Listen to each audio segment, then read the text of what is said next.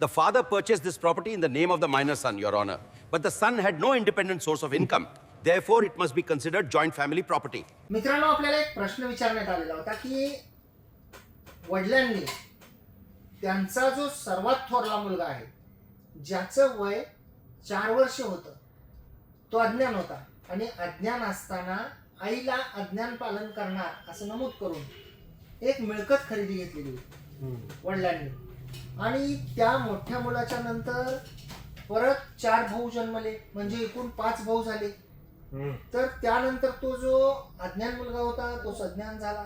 आता तो ज्याच्या नावाने खरेदी मिळकत घेतली होती तोही मयत झाला, आई ही मयत झाली. तर प्रश्न असा होता की ही मिळकत ज्याच्या नावाने अज्ञान असताना मिळकत घेतलेली आहे तो सोडून, म्हणजे त्याचे जे पत्नी मुलं मुले आहेत त्यांना एकट्यालाच मिळणार का त्याचे जे इतर 4 भाऊ आहेत त्यांना सुद्धा या मिळकतीमध्ये हक्क आणि हिस्सा मागता येईल.